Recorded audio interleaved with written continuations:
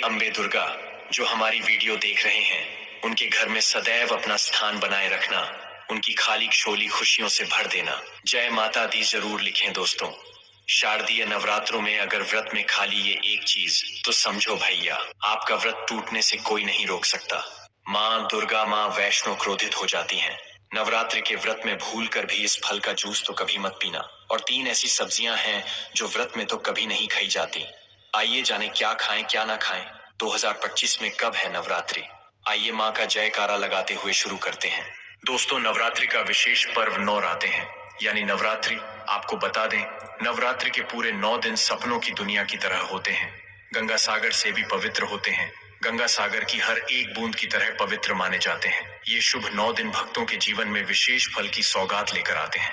आपको बता दें, 2025 में इस साल सोमवार से नवरात्र शुरू हो रहे हैं। इसी वजह से माता की सवारी हाथी है, जो सुख, समृद्धि और शांति का प्रतीक माना जाता है। कहा जाता है कि इससे खुशहाली, सुख, समृद्धि आती है। माँ दुर्गा का हाथी पर आना अच्छी बारिश, भरपूर फसल और किसानों की समृद्धि का संकेत दे रहा है। भक्ति का आनंद, भरपूर लाभ भक्तजनों को मिलता है। दोस्तों, इस बार नवरात्रि पूरे 10 दिनों तक मनाई जाएगी। ना एक भी दिन कम न ज्यादा, पूरे के पूरे 10 दिनों तक मनाए जाएंगे। माँ वैष्णो रानी की विशेष रूप से पूजा आराधना की जाएगी। शारदीय नवरात्रि का महापर्व इस बार 2025 में 22 सितंबर दिन सोमवार से शुरू होकर 1 अक्टूबर बुधवार के दिन समाप्त होंगे। शारदीय नवरात्रि की सप्तमी 29 सितंबर सोमवार को है। नवरात्रि की सप्तमी तिथि को माँ दुर्गा के 7वें स्वरूप माँ कालरात्रि का पूजन किया जाता है। शारदीय नवरात्रि की अष्टमी 30 सितंबर मंगलवार को है। इसे दुर्गा अष्टमी या महाअष्टमी भी कहा जाता है। नवरात्रि की अष्टमी तिथि को माँ महागौरी की पूजा की जाती है। शारदीय नवरात्रि की नवमी को महानवमी कहा जाता है। इस बार महानवमी 1 अक्टूबर बुधवार को है। नवमी तिथि पर माँ दुर्गा के 9वें स्वरूप माँ सिद्धिदात्री की पूजा का विधान है। कन्या पूजन आप सप्तमी, अष्टमी और नवमी, इन तीनों शुभ मुहूर्त में किसी भी दिन अपने सामर्थ्य अनुसार कर सकते हैं। दोस्तों, ऐसे में शारदीय नवरात्रि पर माता दुर्गा की कृपा पाने के लिए कलश स्थापना का शुभ मुहूर्त। वैदिक गणना अनुसार 22 सितंबर को घट स्थापना का शुभ समय प्रातः काल सुबह 6:09 से लेकर सुबह 8:06 तक है। इसके साथ ही अभिजीत मुहूर्त में 11:39 से लेकर दोपहर 12:28 के मध्य भी घट स्थापना कर सकते हैं। साधक अपनी सुविधा अनुसार समय पर घट स्थापना नवरात्र त्योहार की शुरुआत कर सकते हैं। मुहूर्त में की गई पूजा अति उत्तम, मंगलकारी, मनवांछित फल प्रदान करने वाली मानी जाती है। इससे समस्त देवी देवताओं की कृपा आनंद पूर्वक बरसती है और पूजा पाठ का फल कई करोड़ गुना प्राप्त होता है। दोस्तों, चलिए अब जानते हैं नवरात्रि में कौन कौन सी सब्जी नहीं खाना चाहिए और कौन कौन सी सब्जी खाना चाहिए और कौन सा फल खाने से व्रत टूट जाता है। आइए जानते हैं नवरात्रि में क्या खाएं और क्या नहीं खाएं और क्या पीना चाहिए और कौन सा फल खाना विशेष और शुभकारी माना गया है। आज हम आपको विस्तार से बताएंगे, लेकिन आगे बढ़ने से पहले कमेंट बॉक्स में अपनी राशि जरूर डाल दीजिएगा। यदि हमारे पास आपकी राशि के अनुसार कोई उपाय होगा तो वह आकर हम आपके कमेंट के रिप्लाई में बता देंगे, ताकि आपको राशि के अनुसार फल प्राप्त हो। राशि के अनुसार किया गया कार्य बहुत ही शुभ माना जाता है। मैया वैष्णो रानी बहुत प्रसन्न होती है। कमेंट में लिखे माता रानी आपका स्वागत है, हमारे घर में जय माता रानी, एक लाइक जरूर करें। वैष्णो रानी के लिए एक लाइक तो बनता है। दोस्तों, शास्त्रों के अनुसार बताए गए व्रत चाहे किसी भी प्रकार के क्यों ना हो, उनसे जुड़े नियमों का पालन करना अति आवश्यक माना जाता है, क्योंकि जो मन के मुताबिक किया जाए वह संघर्ष नहीं कहलाता। कहा जाता है कि मनोकामना को पूर्ण करने के लिए थोड़ा सा संघर्ष यानी कि तपस्या तो करनी ही पड़ती है। इसीलिए ऐसी मान्यता है कि व्रत को पूर्ण विधि विधान से किया जाना चाहिए, तब आपको व्रत का पूर्ण लाभ फल प्राप्त होता है। अति उत्तम और शीघ्र दीर्घायु वरदान प्राप्त होता है। आपकी सभी मनोकामनाएं शीघ्र मैया रानी पूर्ण करती हैं। ऐसे व्यक्ति को मरने के बाद माता रानी के चरणों में स्थान मिलता है। वह सदैव मां की सेवा करता है। ऐसा भक्त स्वर्ग लोक में जाता है। इसीलिए हर शास्त्र यही कहता है कि सच्चे दिल से अगर आपके मन में ईश्वर के प्रति श्रद्धा हो तो बिन पूजा पाठ के ही सारा फल मिल जाता है। और अगर मन में ईश्वर के प्रति शंका हो तो उस मनुष्य को कई जन्मों तक सुख नहीं मिलता, वह नरक में ही भटकता रहता है। भागवत गीता में भगवान श्री कृष्ण ने स्वयं कहा था, जो मनुष्य सच्चे हृदय से ईश्वर को पुकारता है तो उसका नाता उस शक्ति से जुड़ जाता है जिसे आपने सच्चे हृदय से पुकारा था। इसीलिए भगवान भी कहते हैं कि सच्चे हृदय से ही ईश्वर को पुकारो, तो वह आपकी हर मनोकामनाओं को पूर्ण करते हैं। दोस्तों, कई लोग ऐसे हैं जो भगवान के सामने घंटों पूजा पाठ करते हैं तथा रोते हैं, फिर भी भगवान उनकी कभी नहीं सुनता। दरअसल जब आप सच्चे मन से ईश्वर को पुकारते ही नहीं हैं, तो भला वो आपकी पुकार कैसे सुनेंगे। दोस्तों, ये तो थी वो बातें जो भक्त और भगवान के बीच की है।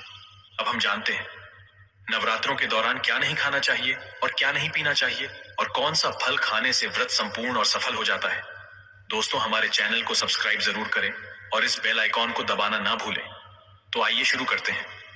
दोस्तों, चाहे मर जाना भूल कर भी नवरात्रि के दिनों में पानी पूरी कभी मत खाना, क्योंकि इस दिन कभी कभी बीच में शुक्रवार पड़ जाता है और शुक्रवार को मां संतोषी का वार कहा जाता है। माता संतोषी खट्टी चीज खाने वाले व्यक्ति से हमेशा क्रोधित रहती है, नाराज रहती है, क्योंकि नवरात्रों में माता संतोषी जागृत अवस्था में हो जाती है। माता संतोषी की शक्ति नवरात्रों में कई करोड़ गुना बढ़ जाती है। नवरात्रों में जब शुक्रवार पड़ जाए तो इमली नहीं खाना चाहिए। माता संतोषी रुष्ट हो सकती है, आपको दंड दे सकती है। नींबू नहीं खाना चाहिए। वैसे तो नवरात्रि के व्रत में नींबू खा लेना चाहिए, पर अगर शुक्रवार हो तो माता संतोषी के क्रोध से बचने के लिए नींबू नहीं खाना है। इस दिन नींबू का त्याग करना चाहिए। दोस्तों, पानी पूरी क्यों नहीं खाना चाहिए? क्योंकि उसमें लहसुन प्याज होता है और खट्टा भी होता है, जो व्रत को भंग कर सकता है। पाप लग सकता है। ध्यानपूर्वक अगर आप शुक्रवार को खट्टा नहीं खाते हैं तो माता संतोषी आपको धन धान्य से मालामाल कर देती है, आपके घर में अपना वास बना लेती है। बस शुक्रवार के दिन नवरात्रों के दिनों में इस चीज का त्याग करना चाहिए, पालन करना चाहिए। नवरात्रों में लहसुन प्याज और खट्टा, फिर चाहे आपने व्रत भी नहीं रखा है, फिर भी आपको शुक्रवार के दिन या अन्य दिनों में लहसुन प्याज नहीं खाना चाहिए।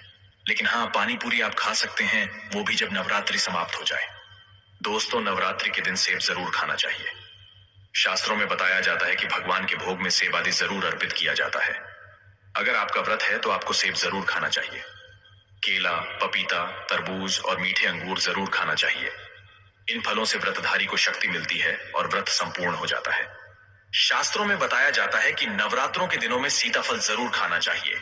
सीताफल खाने से 20 ऐसी बीमारियां हैं जो खत्म हो जाती हैं। माना जाता है नवरात्रों के दिनों में सीताफल का घर में प्रवेश होना बड़ा ही शुभ माना गया है। सीताफल खाने से नवरात्रि का व्रत सफल हो जाता है, क्योंकि इसमें माता सीता का आशीर्वाद मिला हुआ होता है। माना जाता है भगवान राम के वनवास के दौर में माता सीता ने यही फल खाया था। नवरात्रि के दौरान इसे जो भी खाता है उसे दुखों का सामना नहीं करना पड़ता। सीताफल आपको जरूर खाना चाहिए। माता सीता प्रसन्न होती हैं और आशीर्वाद देती हैं। दोस्तों, नवरात्रों में तेल की तली हुई हरी मिर्च खा सकते हैं, लेकिन कम मात्रा में खाना है। व्रत के दौरान ज्यादा तीखा नहीं खाना चाहिए। व्रत में तीखा खाने से व्रतधारी की जो पेट की आंतें होती हैं उसमें जख्म हो सकते हैं। क्योंकि इस दौरान हम व्रत का पालन करते हैं तो हमारे पेट में कुछ नहीं होता, इसीलिए हल्का खाना खाना सर्वप्रिय और उत्तम माना जाता है। व्रतधारी को रसीले आलू अवश्य खाना चाहिए। इससे हमारे शरीर में ऊर्जा की भरपूर जरूरत जो होती है पूरी हो जाती है। आप आलू का पानी पी सकते हैं। रसीले आलू जरूर खाना चाहिए। दोस्तों, नवरात्रों में भिंडी की सब्जी जरूर खाना चाहिए। भिंडी में कई ऐसे पोषक तत्व होते हैं जो हमारी हड्डियों को मजबूत बनाते हैं, तथा नवरात्रों में बैगन की सब्जी जरूर खाना चाहिए। लेकिन याद रहे, जब नवरात्रों में सोमवार पड़ जाए तो बैगन की सब्जी मत खाना, पाप लगेगा। नवरात्रों में सब्जी में हरा धनिया जरूर डालना चाहिए। हरे धनिये से भी व्रतधारी को पोषक तत्व मिलते हैं। नवरात्रों में हरा धनिया अवश्य खाए, इससे जो शुगर लेवल होगा वह कम हो जाएगा। नवरात्रों में रिफाइंड का तेल और सरसों का तेल भूलकर भी व्रत के दौरान नहीं खाना चाहिए। मूंगफली का तेल और देसी घी और गोले का तेल खाना अच्छा माना जाता है। दोस्तों, नवरात्रों में व्रतधारी को डब्बा बंद लस्सी, डब्बा बंद जूस नहीं पीना चाहिए। उसमें कई केमिकल मिले होते हैं जिसके कारण आपका व्रत टूट सकता है। जब भी आप फलों का जूस पिएं तो याद रखें उसमें नमक ना डालें, नहीं तो व्रत टूट जाएगा। साथ ही साथ जूस में बर्फ भी नहीं डालना चाहिए। फलों का सादा जूस पीने से व्रत सफल होता है। दोस्तों, नवरात्रि के दौरान सिंघाड़े का आटा या कुटू का आटा खाने से पहले यह देख ले कि आटा पुराना नहीं होना चाहिए, क्योंकि पुराने आटे में कीड़े वगैरह पड़ जाते हैं, जिसके कारण आपका व्रत टूट सकता है। क्योंकि ये छोटे छोटे कीड़े हमें दिखाई नहीं देते और आपके मुंह तक पहुंच जाते हैं। ऐसा आटा खाना मतलब कीड़े मकोड़ों का मांस खाने के बराबर माना गया है। दोस्तों, नवरात्रि के दौरान आप शाम के समय खाने में दही ले सकते हैं, आलू वगैरह खा सकते हैं, आलू के चिप्स खा सकते हैं, साबूदाने की टिकिया बनाकर खा सकते हैं। साबूदाने की खिचड़ी खा सकते हैं, आलू के पापड़ भी खा सकते हैं। कई सब्जियां तो ऐसी है जो नवरात्रि के दौरान भोजन में शामिल कर सकते हैं। इससे आपको एनर्जी मिलेगी और व्रत सफल हो जाएगा। नवरात्रि के दौरान आप दूध पी सकते हैं जो आपको ताकत देगा। चाय वगैरह भी पी सकते हैं, लेकिन याद रहे उसमें नमक ना डालें। चाय में नमक डालने से व्रत भी टूट जाएगा और हड्डियां भी गल जाती हैं। एक बात का ध्यान रहे, व्रतधारी को पेट भर खाना यानी गले तक भोजन नहीं करना चाहिए, नहीं तो व्रत रखने का कोई भी फायदा नहीं होगा। थोड़ा थोड़ा खा सकते हैं। दोस्तों, नवरात्रि के 9 दिन आदि शक्ति मां दुर्गा को समर्पित होते हैं। नवरात्रि के 9 दिन माता रानी के 9 अलग अलग स्वरूपों का पूजन किया जाता है। नवरात्रि के 9 दिनों तक माता रानी को अलग अलग स्वरूप के हिसाब से अलग अलग पुष्प, अलग अलग भोग अर्पित किए जाते हैं। लेकिन क्या आप जानते हैं, कुछ ऐसी वस्तुएं हैं जिन्हें नवरात्रि के दौरान भूलकर भी माता रानी को अर्पित नहीं करना चाहिए। अगर इन वस्तुओं को आप गलती से भी माता रानी को अर्पित कर देते हैं तो आपको व्रत और पूजन का पूर्ण लाभ नहीं होगा। इसीलिए माता रानी की कृपा प्राप्त करने के लिए आपको ये जानना अति आवश्यक है कि वो कौन सी ऐसी वस्तुएं हैं जो माता रानी के पूजन में भूलकर भी इस्तेमाल नहीं करना चाहिए। तो आइए मां का जयकारा लगाते हुए वीडियो को शुरू करते हैं। दोस्तों, नंबर 1, नवरात्रि के दौरान शादीशुदा महिलाओं को सफेद कपड़े पहनकर पूजा पाठ नहीं करना चाहिए। साथ ही साथ काले कपड़े भी नहीं पहनना चाहिए। इससे पूजा, व्रत आदि खंडित हो जाते हैं। माता की चौकी जब आप लगाएं तो उसके नीचे कागज नहीं लगाना चाहिए। माता की चौकी हमेशा लाल कपड़ा बिछाकर ही लगानी चाहिए। हमेशा याद रहे, नवरात्रों के इन 9 दिनों तक व्रतधारी को अपना आसन मां की चौकी के आगे ही लगाना चाहिए और वहीं पर आपको सोना चाहिए। मंदिर को नवरात्रों के दौरान अकेला नहीं छोड़ा जाता, बहुत ही अशुभ माना जाता है। जरा आप ही सोचिए, माता रानी 9 दिनों के लिए धरती पर आकर आपके घर में रहने के लिए आई है और ऐसे में आप उन्हें अकेला अगर छोड़ते हैं तो माता भी आपको छोड़कर चली जाएंगी। वह कहेंगी, इसको मेरी जरूरत नहीं है। वह अकेली पड़ जाती है, इसीलिए माता के पास में ही सोना चाहिए। दोस्तों, नंबर 2, नारियल। हिंदू धर्म में नारियल को समृद्धि, धन, श्रद्धा और सम्मान का सूचक माना जाता है। नारियल को श्रीफल भी कहा जाता है। नारियल को सुख समृद्धि में वृद्धि करने वाला माना जाता है। नारियल का हर मांगलिक कार्य में विशेष महत्व होता है। जैसे कि आप सभी जानते हैं कि माता रानी के कई मंदिरों में नारियल से बलि भी दी जाती है और माता रानी के पूजन में नारियल का इस्तेमाल हम सभी करते हैं। खासकर कलश की स्थापना नारियल रखकर ही की जाती है। माता रानी के पूजन में हम नारियल इस्तेमाल करते समय कुछ गलतियां कर बैठते हैं।